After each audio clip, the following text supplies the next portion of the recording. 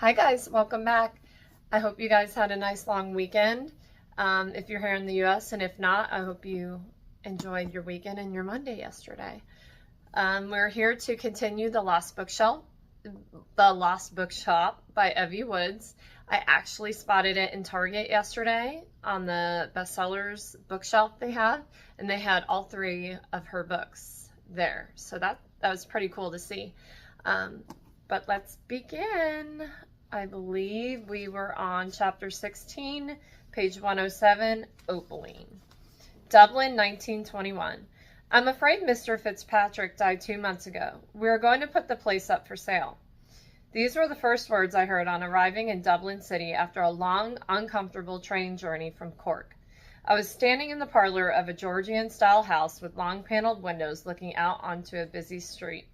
"But I've come all this way," I said rather desperately. "You received my telegram." The man I was speaking to seemed rather baffled by my sudden arrival into his life. "Yes, Mr. Joy's telegram from Paris. He mentioned that you worked in a bookshop. Shakespeare?" "Shakespeare and Company. Forgive me, but I'm not entirely sure why he would have suggested," he hesitated for a moment, "that someone such as yourself should come work for my father." I tried to overlook the implication. "Mr. Fitzpatrick was your father? My condolences, sir," I said, shaking his hand. He thanked me, and it seemed as though our business was at an end. "I don't suppose I could trouble you for some further information?" "Of course, if I can be of assistance. Can you recommend a decent hotel room, or perhaps somewhere that I could rent a room at a reasonable rate?" "You don't have anywhere to stay?" he asked, obviously perplexed that someone with my accent and appearance should find themselves in such a predicament. A middle-class woman traveling alone with nowhere to stay and very little money. I'm afraid I made my departure in something of a hurry. God only knew what he made of that explanation. I wanted to assure him that I hadn't broken any laws, but that would have only raised his suspicions further. "Well, it's not much," he said, before taking a set of keys off a hook by the door and leading me outside, then down the front steps. There is a small flat in the basement of the shop," he explained, as he turned right and stood outside the shop. I looked at the building with no small amount of incredulity. It was tapered, almost as if it had grown like a stubborn weed, between the two houses on either side. He noticed my face scrunched up in the evening light. "It shouldn't really be here at all," he said, mumbling something about planning permission. Neither should I thought to myself. It felt surreal, and as though I were strangely removed from myself, a baffled spectator wondering what would happen next. The crossing to Ireland had taken all day and most of the night. As there were no passenger ferry, I had to travel on a mail and goods boat that took me to Cork. Once again, I was on a boat with my small carpet bag, running towards freedom. I tried to sleep on a makeshift bed that was in reality just a bench with a thin cushioning on top. I vomited into a bucket and cried into it too. It was nothing like crossing the channel. This sea was rough and unforgiving. When the boat moored at the harbor, the rain pelted down and the wind threatened to separate me from my bag as it attacked in gusts. One of the boat hands guided me to a small bed and breakfast nearby, where I was able to freshen up before taking the train to Dublin. Matthew Fitzpatrick was a pleasant man who spoke few words, something for which I was grateful at the moment. I was not at my most sociable. I was tired and hungry and homesick for the kind of home I had never known. Any display of kindness might have resulted in an outburst of tears, so I was glad to keep things perfunctory. I gave the narrow facade another appraising look. On the ground floor, there was just room for one paneled glass window, which bowed outwards, and an identical yet smaller window on the first floor, and a tiny diamond-shaped window on the top floor, which seemed to taper into a point, like the hat of a wizard. The sign above the window was in the Art Nouveau style so popular in Paris, with its swirls and flourishes. Mr. Fitzpatrick's nostalgia shop. The door gave way with a sigh, followed by an elongated creak. Matthew turned to offer an apologetic smile, and I waited on the threshold for a moment, giving him time to switch the lights on inside. I heard a click and caught my first glimpse of the shop by the warm glow of a yellow lampshade. The Shakor tiled floor welcomed my feet as I entered the topsy-turvy world of the nostalgia shop. The dark green walls gave one the impression of entering a thick forest with wooden shelves stretching around the entire room like branches. There were all types of knickknacks and ornaments, with everything from soaps and hand mirrors to toy soldiers and candelabras. Yet they were of a variety I had never laid my eyes on before. Brightly painted and ornately decorated, the gold and silvers glimmering in the soft light. "It's beautiful," I said and meant it, "like walking inside a fairy tale." He regarded me strangely, and it seemed for a moment as though I were looking into the face of a young boy. Gone was the hairy man with the hat and overcoat. It seemed he was wearing a disguise also. "I'm glad you think so." Such few words, yet they were imbued with so much meaning. It was as if I had passed some sort of invisible test for him. "Look, I know you came to work for my father, but how would you feel about running the shop yourself?" "Me?" I squeaked. "So much for trying to impress him. You could rent it on a trial period. I had considered the idea, but couldn't find anyone suitable until today." I looked around the shop and felt a ripple of excitement. "I'm not sure I could afford it on top of my lodgings," I said. "Well, as it happens, the flat is included in the rent. Here, let me show you," he said, leading the way down the stairs. I watched the back of his neck where his blonde hair grew darker. He had to duck as we came to the last step to avoid a beam, and he stood back to let me go first.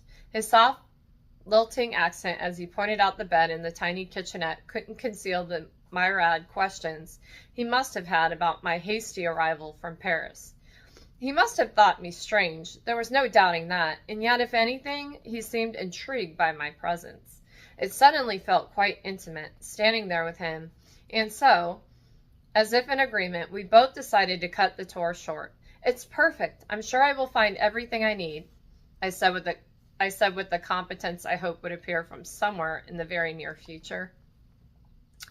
"I don't doubt it. I'll have a tenancy agreement drawn up." As he ascended the narrow wooden staircase shining with the high varnish, I noticed that there was a word painted on the riser of each step.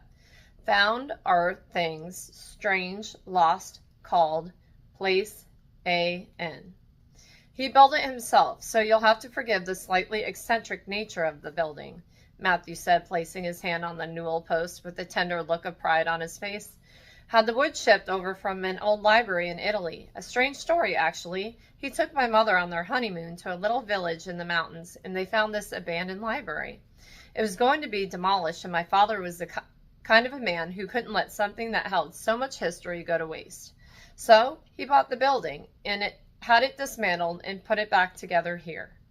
"Didn't any of the locals wish to keep it?" Well, that was the thing. Many of the villagers believed the library to be inhabited by spirits." "Good grief! But of course, that was just superstition," he assured me. "I wish I could have met your father. He must have been such an interesting man," I said, looking with new eyes at the interiors that resembled a puzzle pieced together. Matthew smiled to himself. "Eccentric, that's how most people would have described him." His features failed to conceal the bittersweet memories of his father. "Some people have no imagination, that's all." He seemed pleased with this assessment and presumably felt safe to open up a little more. He used to say that he would like people to open the store in the way they would open a book, entering a world beyond their imaginings. He gave a wry smile, an expression formed by grief and loss. "He sounds a little like my own father." "Is he a book dealer also?" I shook my head and continued shaking it until I had to shut my eyes tight to prevent the tears from falling. Why had I mentioned father? It brought reality crashing down around me. Everything that had happened, Lyndon, Armand, escaping on that horrid boat. Truly, I still felt at sea myself. Who was I now? I felt ashamed of my night with Armand and how my father would be so disappointed in his little girl. I must have been in shock. Try as I might, I could not contain it, and my shoulders began to shake until I let out a desperate gasp. "Miss Carlyle, Opaline, whatever did I say?" Words failed to form. He took me by the shoulders as if to keep me steady, but I fell into his arms and sobbed for what seemed like a very long time. He held me fast and absorbed all the grief and pain without saying a word. When I finally felt wrung out and my ears throbbed with the sound of nothing but my own ragged breathing, I hastened to pull back from his embrace. Please forgive me, Mr. Fitzpatrick. I have embarrassed us both with this unbecoming outburst. He made no reply but handed me a handkerchief from his pocket. I wiped my eyes and blew my nose before attempting to hand it back. Our eyes met and we both smiled. Perhaps I shall have it laundered first, I said, and released an unfortunate snort of laughter.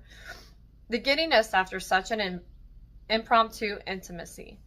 There didn't seem to be much else to say, and I was too worn out to think. He saved me the trouble by acting as though nothing problematic had happened at all. I will stop by in a few days to arrange the particulars, if that's agreeable to you. I nodded and walked him back to the door. Thank you, Mr. Fitzpatrick, and again I apologize for— No need. Grief is a constant companion, is it not? He placed his hat on his head and turned to leave. Given the history of the place, you'll have to excuse its little eccentricities. That's hard to say. He said as though it were a mischievous child. I think we are well matched, I said, determined to prove that I was not easily put off. I brought my old carpet bag downstairs to the basement and hung the only other skirt and blouse I owned in the armoire. I lit the stove and boiled some water in a little pot for tea. Except I hadn't brought any tea, I realized. I would have to go out and buy some provisions. Suddenly, the weight of everything that had happened and the effort needed to carry on seemed too much to bear. I let myself collapse onto the bed and regretted it, as the springs made a very uncomfortable dig into my ribs. Whether it was luck or courage that I had possessed in Paris, felt like they had both abandoned me. Perhaps Lyndon was right. I was indulging in childhood fantasies. This was not how the world worked. At best, I would be looked upon as an anomaly. I turned onto my side. The mattress was bare. I didn't even have a coverlet. I would have to buy that too. No tears, I warned myself, but it was no good. I could already feel them running down my cheeks. No matter how much I let myself believe that I could be just like Sylvia and her partner Adrian, it wasn't true. They were outliers. They no longer cared for the kind of society that would not accept them. Instead, they inhabited a world of artists and free spirits who chose the vicissitudes of a non-comforting life over the comfort and security of the status quo. And the truth was that they had each other. I had never felt more alone, so far from the only home I knew. I cried myself to sleep that night with an empty stomach and only my overcoat for warmth. I woke in the middle of the night to the sound of scratching, like a branch against the window. I couldn't figure it out, as there certainly weren't any trees on the street outside. I sat up for a moment and realized it was coming from the shop overhead. I flicked the switch on the wall, but no light came on. Mr. Fitzpatrick, the younger, had warned me that the building could be temperamental. Luckily, I had spotted a candle on the kitchen table where I had left my purse, and so I carefully felt my way across the room to it. My hand searched and found a small box of matches beside it, and soon the room emerged out of shadows. I climbed the stairs, reading the words that Mr. Fitzpatrick painted there. In a place called Lost, strange things are found. I like that.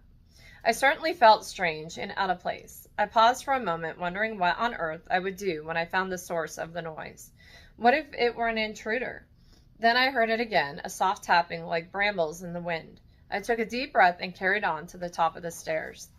The shop itself had an air of stillness and anticipation, as though it were waiting for me. The light from the candle reflected softly on the curiosities adorning the shelves.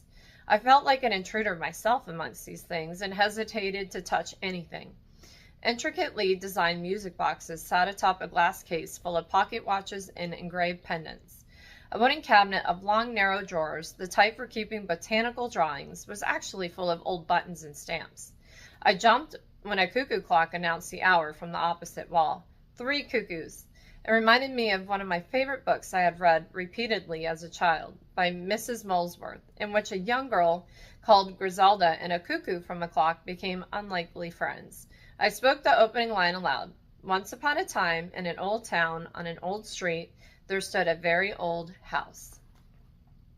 A collection of Russian Koshka dolls, painted brightly in red and blue, peeked out at me expectantly from one of the shelves. I couldn't resist opening one, revealing a smaller doll inside. I opened that too, on and on, until I had 5 dolls, each decreasing in size, all made to perfectly fit inside the largest one. It was exactly how I felt, a fully formed woman, but the little girl inside was still there. A heavy thud made me turn around with a fright. I held the candle out in front of me. "Hello?" I whispered, feeling slightly ridiculous. Perhaps a cat had come in through an open window. I walked to the rear of the shop where the noise had come from. There was a modest glass cabinet of books, its doors open, and a tome laying on the floor. The temperature was so cold, and I was in my bare feet, so I bent to pick it up and replace it quickly. A cursory glance at the cover almost made my heart stop. Dracula by Bram Stoker. A terrifying image of a vampire was on the cover. I looked around the shop. All was quiet now. I replaced the book and turned to go back downstairs when another thud made me jump. Looking back, I saw the book on the floor once more. "That's very strange," I said out loud, trying to sound calm. The very fact that I thought someone or something was listening confirmed my state of mind. I picked up the book and once again spoke out loud. "Yes, I think I shall take a book to bed," I said with a little uncertainty before bringing it back downstairs with me. I read until the candle extinguished, terrified, exhilarated, and unsure whether the book was a warning or an invitation. This is getting good. Okay, it kind of reminds me of The Lion, the Witch, and the Wardrobe. And, I don't know, maybe not. Okay, so chapter 17, Martha, page 117. The cracks were getting bigger. I sat at the table eating Weetabix before I had to go upstairs to cook Madame Boun's breakfast. With every mouthful, I looked up again at the dark line spreading across the wall like the branch of a tree. There was no crumbling plaster, but a very definite line of growth. A dark material was visible now, and I slowly raised my hand to touch it. With a slight tremble, my fingers ran along the ridges, and I discovered that the surface I was touching was wood-like. It wasn't even wood-like. It was wood. There were branches growing in the basement. I would have to tell her now. This couldn't be good. What if the house was structurally unsound? "Oh, I shouldn't worry about it too much," Madame Baum remarked, having finally made her way down to take a look. "Old buildings have their quirks. Now I think I shall have croissants for breakfast this morning, Martha. You can pop over to the French bakery," she said, already turning to leave. I stood there with my mouth agape. "But they're pretty big cracks, and they weren't here when I moved in," I said, unsure she'd grasped the seriousness of the situation.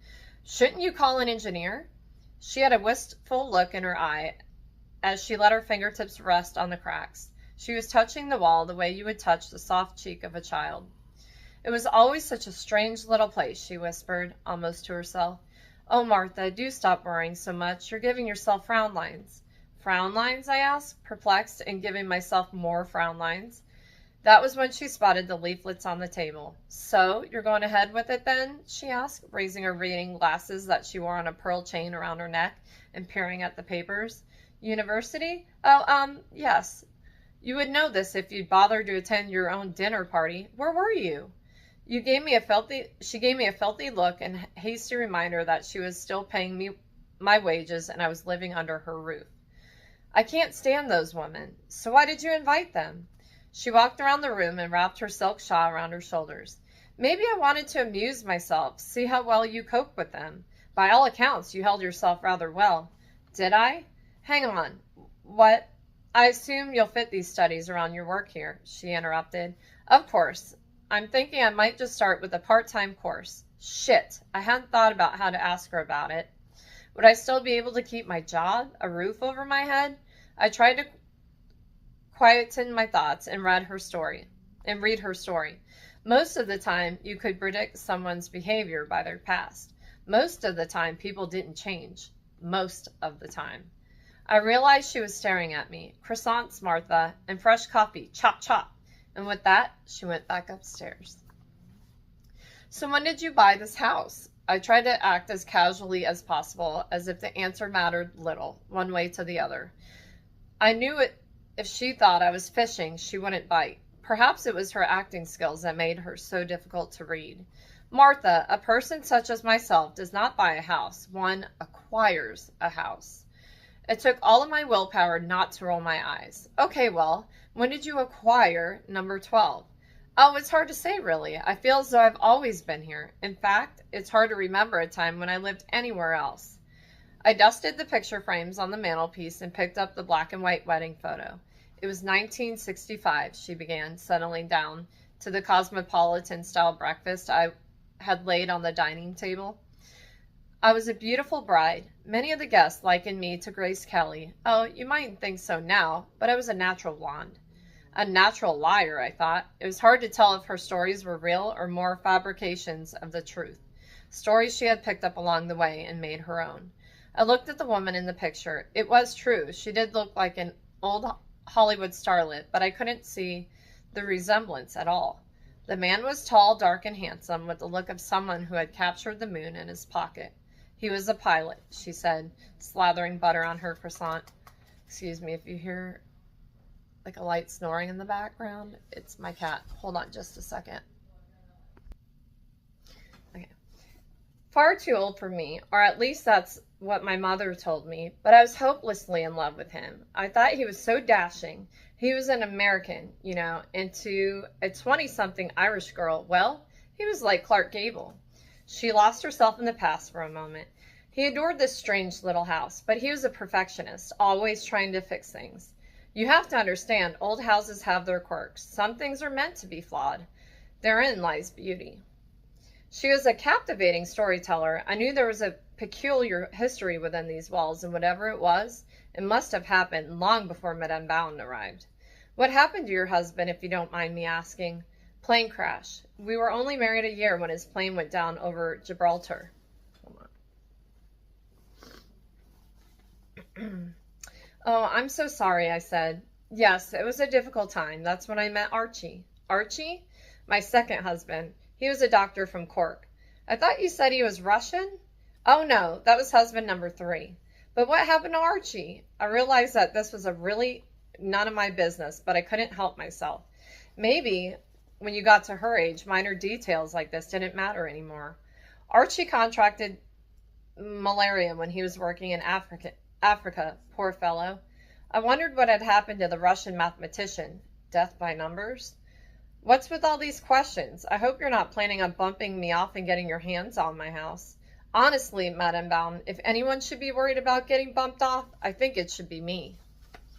She stared at me for a moment, and I was full sure she was going to fire me for insolence. When she let out an enormous laugh, I really needed to hang out with people of my own age. I spent that entire day giving the house a deep clean. It was something I always enjoyed doing, not because I was a fan of housework, but because the methodical action of cleaning was the only way I'd ever found to make my thoughts stop. Thoughts like I had married a bully, I had wasted my life, and now I could add a new one to the list. I had humiliated myself in front of Henry. Why did I care about his opinion so much anyway? Besides, it wasn't my fault he'd neglected to tell me about his fiancée. But the truth was, I already knew. I could read in his eyes that his heart was tied elsewhere. So why did I act like it was such a big surprise? And why did it even matter? What kind of an idiot would start having feelings for someone when they just got out of an abusive marriage?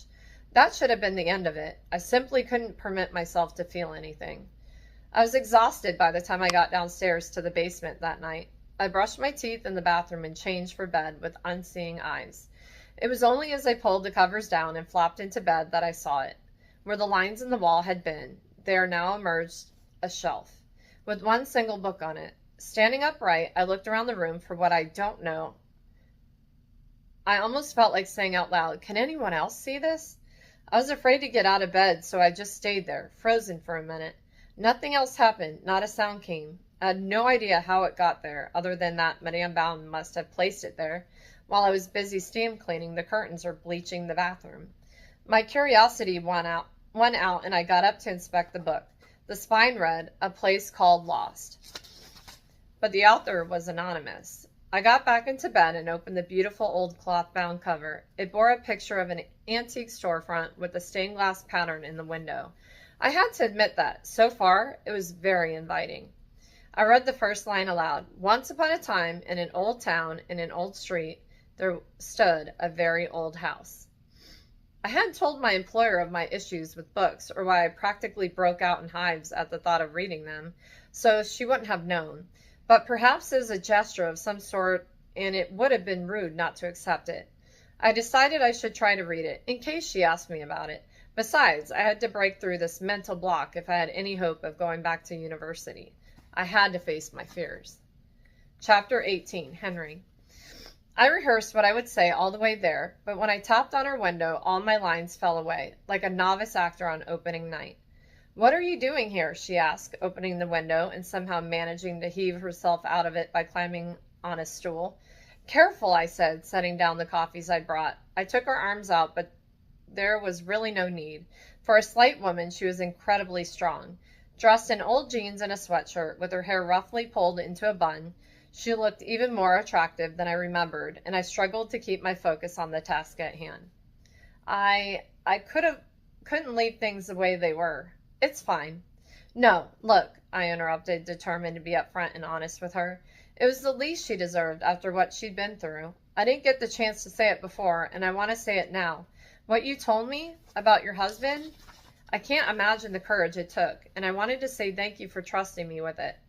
She looked at me as though slightly relieved. And I should have told you about Isabel. Honestly, I don't know why I didn't. I said this, although at the moment it was crystal clear to me why I hadn't wanted her to know. My feelings grew stronger every time I saw her, but there was nothing either of us could do about it. She was vulnerable, and I had made commitments. The end. I hope we can carry on our friendship, I said, sounding like something out of a Jane Austen novel. Yet it was the best I could do, and I really meant it. Her friendship meant more to me than I realized, and I couldn't have anything else. It would have to be enough. Are they donuts? What? Of all things I had imagined she might say, that was not one of them. She hunkered down on the rough ground with its patchy grass and weeds, crossed her legs, and opened the box of donuts I'd brought, whilst taking a large gulp of coffee. Of course we can be friends, you big idiot, she said between bites, sugar all over her lips. I sat down beside her and leaned my back against the gable wall. I couldn't think of anywhere I'd rather be. I mean, besides Madame Bowden, you're the only friend I've made since coming here. Oh, I see. So it's more of a lack of options thing, I said, taking the lid off my coffee and blowing on the liquid, which was already stone cold. Beggars can't be choosers, she shrugged and all but concealed a malevolent grin. Banter, a safe harbor. I got stuck into a custard donut, grateful that we were back on a firm footing. I didn't know why she had confided in me, and I wasn't sure why I had told her about the darkest times of my life. But perhaps the trick was not to question it, not to put a label on it, as cliched as it sounded. Any luck with the manuscript? I made a mental note that whenever I showed up to Martha's window, I should bring sugar. Her mood was positively upbeat. No, not really. A colleague found something about her brother Lyndon. He was a soldier, a general or something, in the war. It's strange, I said, tearing a chocolate donut into two halves and offering her one. You'd think a woman like her, who'd been rubbing shoulders with Hemingway and contacting one of the top book dealers in America, would leave some sort of trace, wouldn't you? She took her time to think about it, and once she had satisfactorily munched the last of the donut and wiped her hands on her jeans, she looked me square in the eye. You think it's strange that a woman has been silenced, forgotten about, written out of history? Henry, what have they been teaching you? Okay, all right, that sounded completely stupid, but you know what I mean. Well, maybe your problem is that you keep looking at Opaline from a man's point of view. Hemingway, her brother, the other guy. Rosenbach. Yeah, Rosenbach. Why don't you find out more about Sylvia in the bookshop in Paris? Why hadn't I thought of that? You know, you really are quite good at this. What? Research. What was it that you were thinking of studying? Her whole demeanor deflated, like those inflatable men outside car dealerships when the air runs out. Ugh, let's not talk about it. She checked the time on her phone and said she had to get back to work. With one leg halfway in the open window, she stalled for a moment. Madame Bowden told me something, a bit strange, about the bookshop. I felt the hairs on my arms standing straight up. Actually, forget I said anything. You'll think it's ridiculous. Now see, All you've done there is create a more captive audience. Spit it out. I wanted to use her surname, but then realized I still didn't know what it was. The thing is, Madame Baum tends to embellish a lot of her stories, so I guess you have to take it with a pinch of salt or whatever. Just tell me. She pulled her leg back out the window and stood beside me once again. One of her friends, who was probably very drunk at the time, claims that she saw the bookshop. Not only saw it, but walked inside. I said nothing. I couldn't risk opening my mouth to speak. It was back in the 60s, so, hallucinogenic drugs and stuff. But I figured you'd want to know. Anyway, I really have to go. With that, she slipped back inside and shut the window behind her. I stayed on the patch of ground where the bookshop should have been and walked slowly around in circles until my legs stopped feeling like jelly. I wanted to tell her, but just as she had said, it sounded ridiculous. My first night in Ireland, following a few too many G&Ts on the Ryanair flight, I took a taxi straight to Hawpenny Lane. I was fully expecting to find a bookshop, and that is exactly what I found. Even the taxi driver must have seen it, I think. I remember getting out of the car, handing him the money, and walking up to the door. The lights were on inside, and there was a golden glow from within, dispersed through the stained glass windows. It was warm and comfortable inside, with that distinct bookshop smell of old musty covers and something spicy, like cinnamon. The walls were lined with shelves full of colorful book covers, and I felt the tips of my fingers itching to touch them. But I wanted to speak to the owner first, show them the letter I had found, and see if they could shed any light on its contents. I had heard the bell ringing over the door, and as I turned to see who had walked in behind me, I found myself outside on the pavement again. Just like that. I hadn't moved my feet, and yet there I was. I turned back to where the shop had been and found nothing but the darkness of night, as though it had swallowed the shop whole. For some reason, I patted myself down, maybe to see if I was still there when the shop I was just standing in so clearly wasn't. I did that ridiculous thing where you turn around and around on the spot, like a dog chasing its tail, in case the thing you lost is right behind you. But how could anyone lose a bookshop? The only logical explanation was that I had been very, very drunk. That is what I kept telling myself, a drunken haze, and the shop was a mirage. But I had been drunk many times before that had never conjured up with the building, let alone walked into one. Now I had a corroborator. Someone else had seen the shop. The question now was, what had caused it to disappear, and how could I get it back?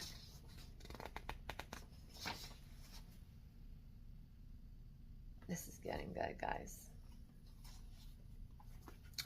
This is getting good. So we left off on chapter 19, page 129. What do you guys think? This is coming together in quite a very cool way. And instead of Narnia, it's like a bookshop where people who are lost wander in and end up finding themselves. I think that's what it is. And heal, maybe. That's what it sounds like it's going to do, because they all have very deep issues with life, and maybe that's going to heal them, or had healed some of them and will heal more. So it's pretty neat. I really enjoy this.